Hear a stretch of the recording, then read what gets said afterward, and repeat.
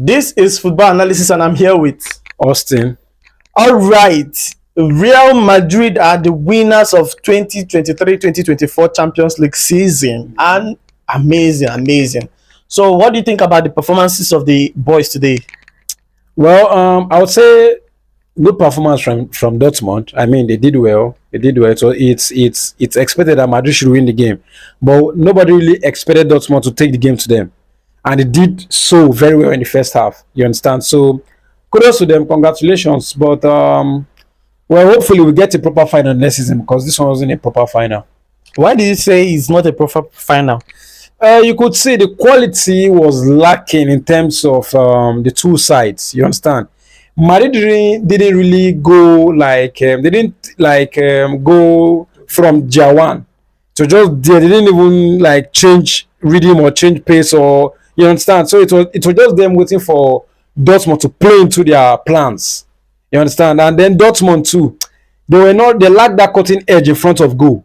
You understand? In terms of structure, tactical structure, and everything, all nice and good, but that cutting edge that a big team would bring into a final was lacking. All right, for me, I feel Dortmund had a very nice game today, and the only problem they had was being clinical in front of goal. They missing that goal was a very huge dishonor to them. They should have, scored that goal, and had it been they scored that goal, this game would have taken into another level, and I think it won't end the way it ended because Madrid was sitting, doing nothing. They were just, kind of very reluctant. They weren't playing the way we are expected them to, play. Come out and play these people and win your cup if you think you deserve the cup. But Dortmund outplayed them. They passes everything. Created more chances than Madrid. Yeah, they created, and especially in the first half, they actually created more chances. You're right. So creating those chances, I think Dortmund supposed to have gotten one or two goals from those chances. That's why I said they lacked the cutting edge in front of the goalpost. You understand? They did well in the first half. I mean, the statistics as at close to the end of the first half was Dortmund 7 shots, 1 on target, Madrid 0 shots. You understand? So it shows you the picture that they were actually in the game.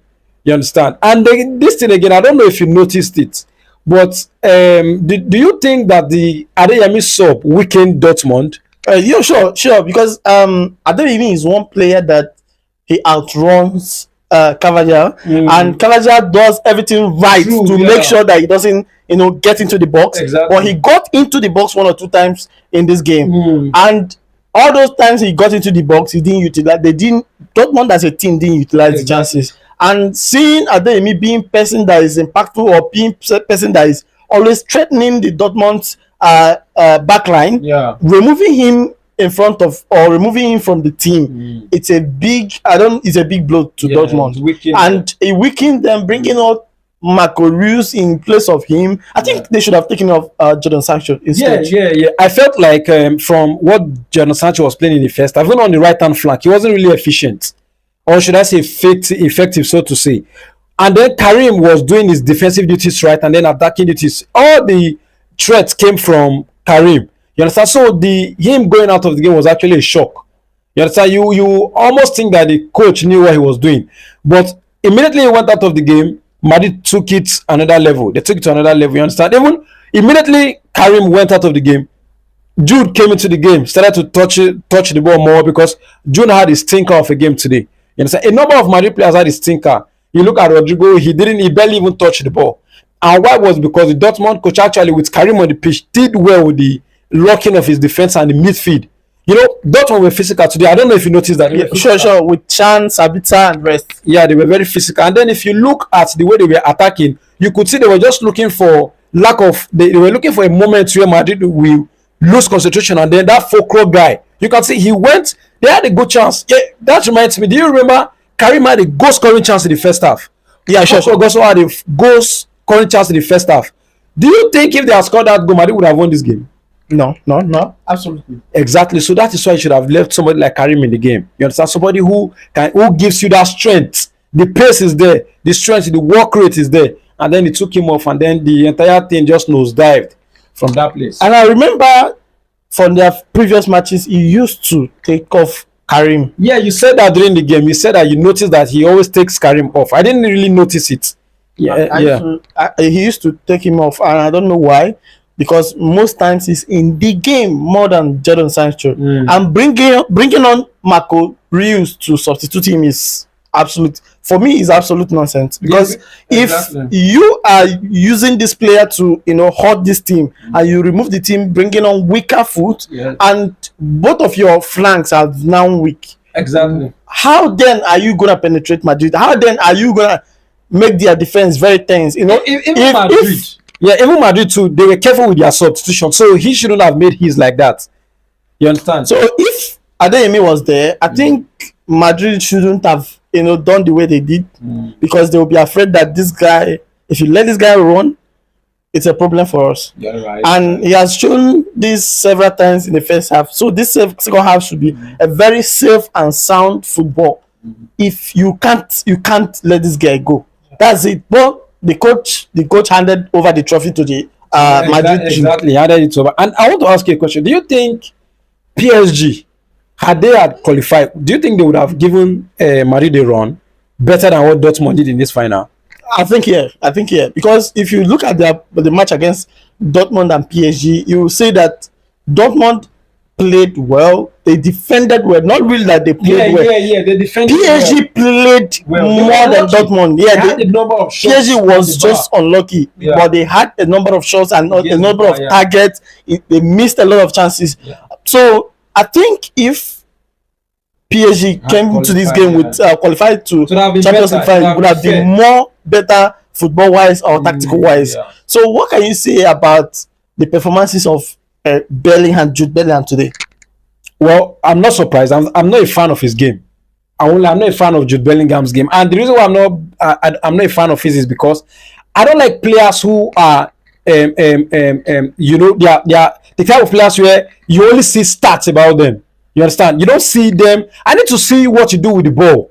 You understand? Okay, the end result is always what we want to see, right? But I want to see what you can do with the ball. Okay, take away what Vinicius was doing with the ball today. Would Madrid get those chances? No.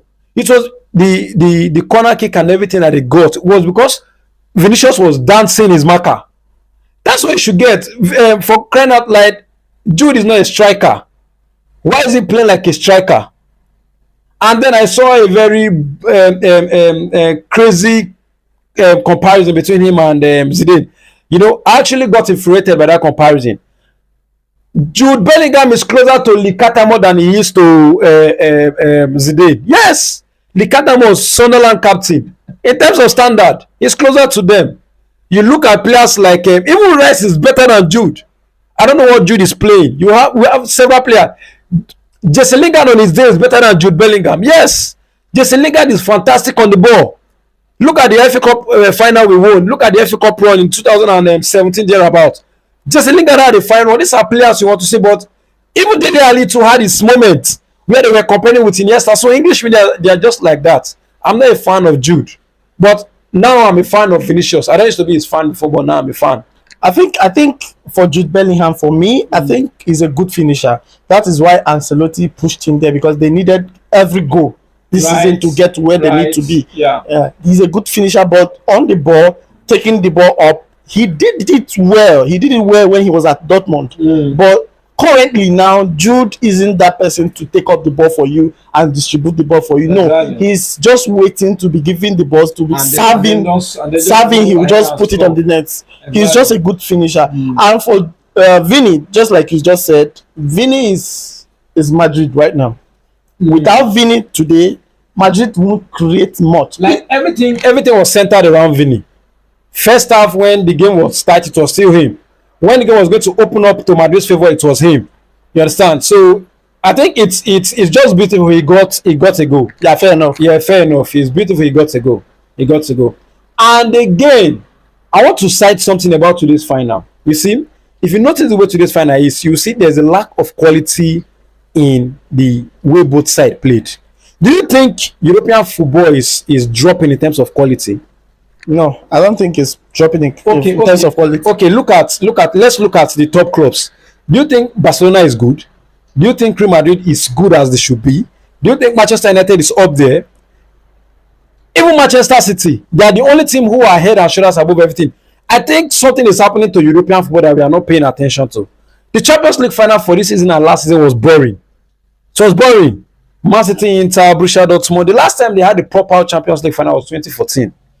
Since then, it has just been probably maybe 2018 Juventus, Real Madrid. But since then, it's been a little bit not there. But for me, I disagree on that Champions League of last season. And talking about Manchester City, Inter, it was yeah. a proper game for me. It was a proper game where chances are created, but they Actually. didn't allow each other to score them. And when they scored, you see how Martinez wasted their own chances last season. And Lukaku. And Lukaku too. Yeah. They tried their best to get into the game again. If to say they score one goal, they supposed to have gotten into the game again. But it wasn't that easy for them because it's Champions League final and everybody's Right. protecting their image Right. at that moment in time. So that's it. Then back to today's game against Dortmund. I think Dortmund has to go back to the drawing board and check what they did wrong. And the coach himself supposed to call himself a meeting, call himself on a meeting and sit himself down and talk to himself about the substitution he made, which killed the game. I didn't mean he left Ademi in the game. I think they would have gotten something from this Right, game today, right. and it wouldn't have been this easy for Madrid. Yeah, because to it go was to. not easy when he was on the pitch. And for me, I think he even overachieved. He overachieved because Dortmund being in the final is not something anybody would have predicted at the beginning of the tournament. You understand? So, whatever it is, with the losers medal, he did well. Yeah, he did well. And again, Jadon Sancho, this is me telling you that I'm so excited and happy that you left Wembley with a losers medal while we, Manchester United, left Wembley with a winners medal. Kobe Mino, Garnacho, Hodgson, all of them that you left behind, thinking they will sink. They left Wembley with a winners medal. So you can get the hell out of my club now. All right. It seems like a threat. No, it's not a threat. I think Manchester United worldwide, if you're a proper Manchester United fan, you should not be in support of Jadon Sancho coming back to the club. He represents everything we don't want in Manchester United. Laziness, indiscipline, respect. He doesn't have those what's it called, those values. So let him go, I beg. I'm so happy he's on the losing side. All right, so Carlo Ancelotti at it again.